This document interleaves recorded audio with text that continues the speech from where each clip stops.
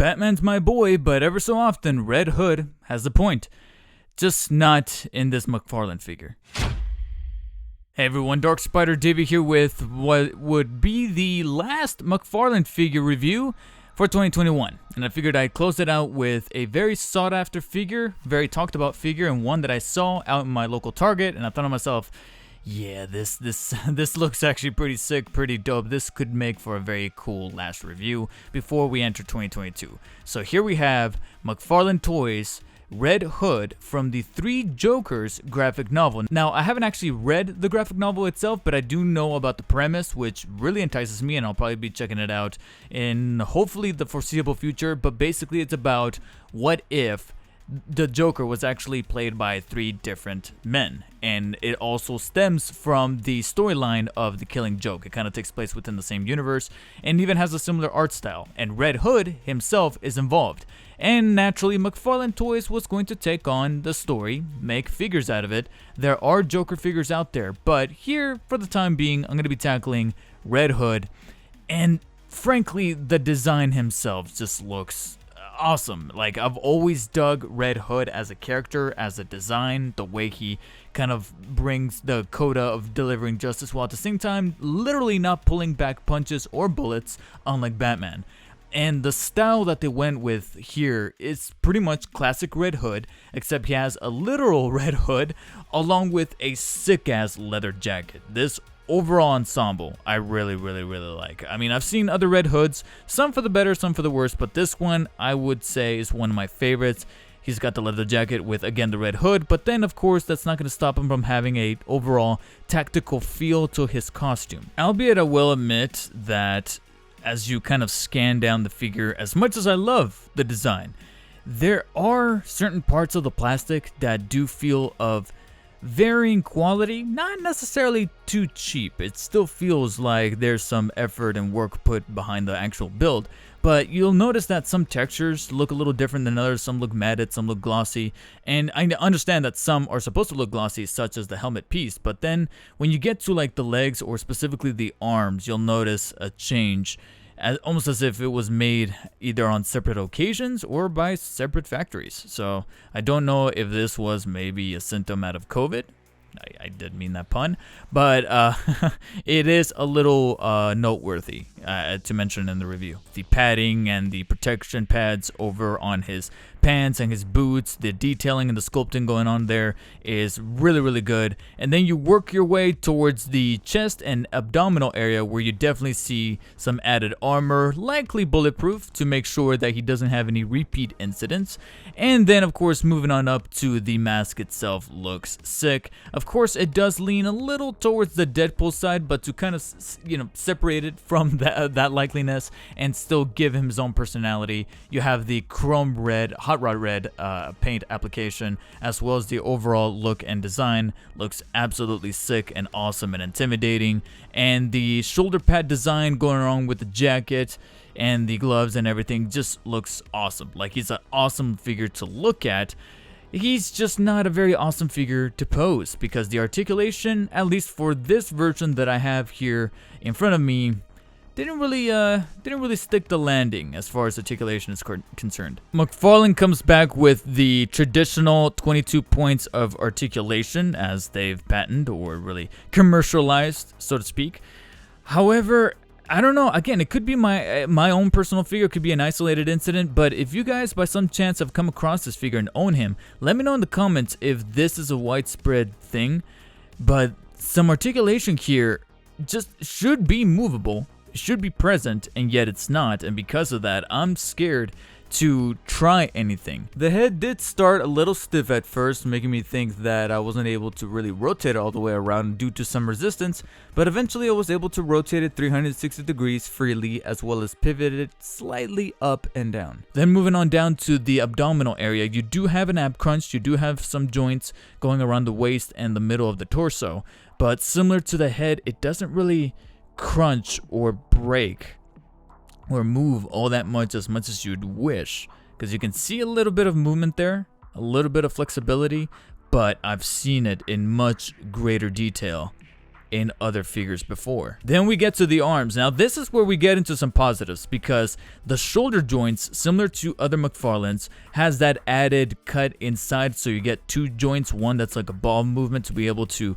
move the shoulders and rotate them around vertically, as you see like so, but then you have an additional joint inside that allow the kind of shrugging and flexing mobility of the shoulders, and it does feel rather good. In fact, if you press it up high enough, you actually get a bit more, especially with the way that the jacket is designed, you get a little bit more of a very nice looking, intimidating pose coming from Red Hood right here. So you have a little bit of the shoulder movement allowing some personality to flash forward, so you get a little bit more mobility there, and that comes through rather nicely. And the jacket itself is actually pretty flexible. The middle part here is made out of rubber. It is durable rubber, but it is rubber nonetheless, so don't make the same mistake that I made with my wrestler suit Spider-Man from the 2002 movie line from 20 years ago and absolutely destroyed it due to high temperatures. Keep this in a safe place so you can preserve that jacket as much as possible. Then you do have a bicep swivel right here that allow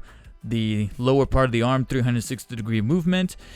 But then we get to the elbows, and the elbows are just, it's crazy, because you technically, looking very broadly here, you can see that there's two joints, just like any other McFarlane.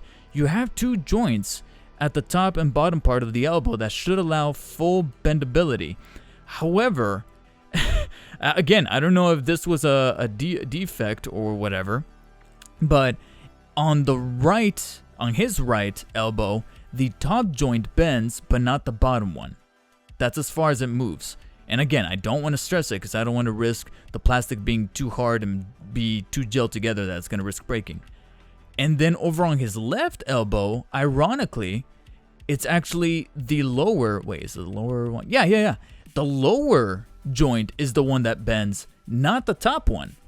So you get one or the other on either arm, but not both. So as far as elbow movement, this is as much as you get. Within the arms, you also do get wrist joints, except they're I want to get technical and call them forearm joints because they're not really at the wrist. The wrist is technically right here, but the joint is up here above the cuff.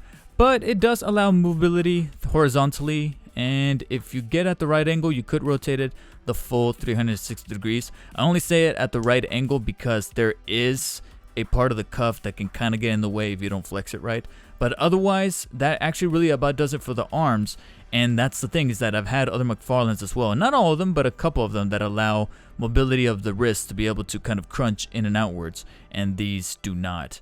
Then going to the legs is thankfully where we get a little bit more generous, especially with these top leg joints. These are awesome.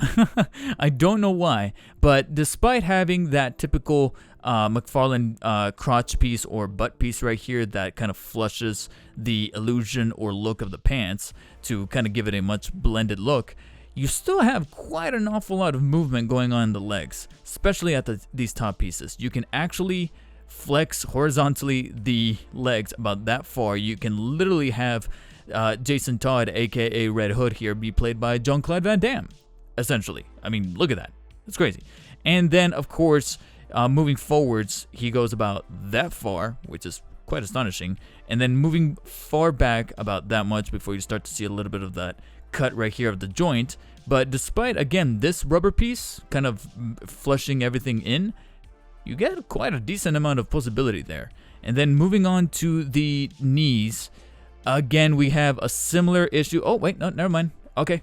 Oh, thank God. All right, we were able to fix it. You have two joints there, but unlike the elbows, you do get full bendability going on right there with both of them on the left as well as the right. So both are present and not at all stilted to cause any risk of breakage. And then moving on down, you do get the ankle joints that allow mobility, horizontal movement right there, as well as pivoting left and right. So you can kind of see a little bit of inclination going on right there, as well as movement up and down about that far. Nothing too crazy going on right there. But to help you with the posability is, of course, the toesies. And I'm noticing that it's becoming a bit more prevalent to include these McFarlanes with the hinged joint as opposed to just a horizontal cylindrical joint inside. And before I forget to mention, also helping the posability is that most of these joints are ratcheted, so that does help quite a bit.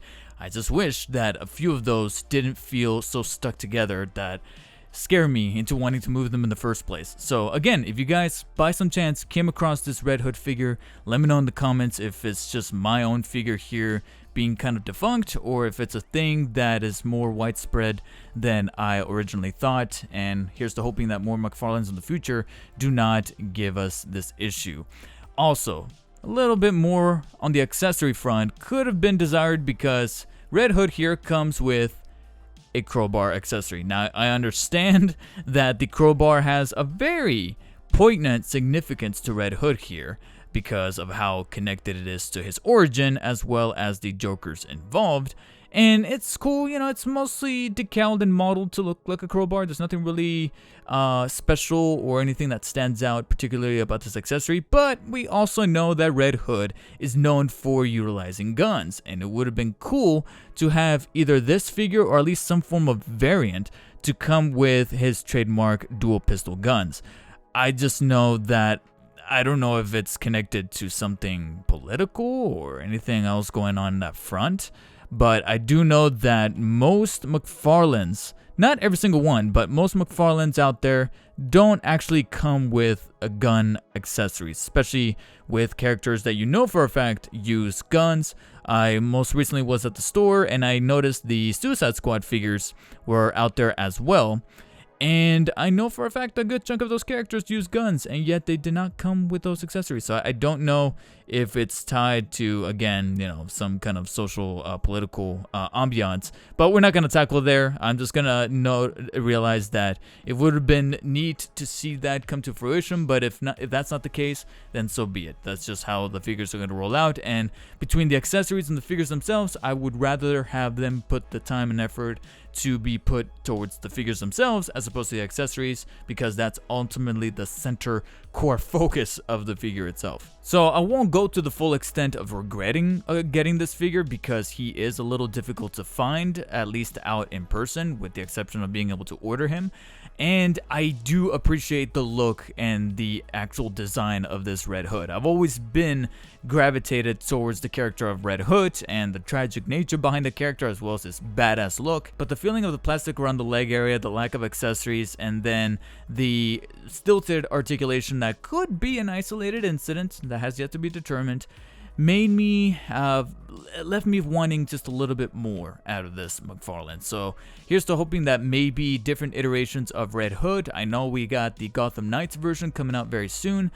I gotta be honest, I don't know how I feel about those Gotham Knights figures overall, because the designs look a little iffy to me. But out of all of them, I can at least say that Red Hood stands out as being one of the nicer looking ones. So I might be picking him up. I have yet to make up my mind on that, but for the time being, let me know in the comments below, guys, what you thought of the McFarlane Toys 3 Jokers Red Hood figure here. If you do own him, let me know again about that articulation, or if you have some fixes for that. I do know that there's different kind of homebrew type of solutions, like putting him up against a hairdryer or using some kind of adhesive, substance or whatever. I don't know. I don't want to risk trying something out and then damaging my figure for permanently. And if you guys have any kind of advice on that, I would definitely take it in the comment section below. Make sure to hit the thumbs up video and subscribe for more McFarlane figures coming up very soon. In fact, I have a brand new video going up right before year's end to showcase and foreshadow future McFarlanes, as well as plenty of other figures that I'm going to be covering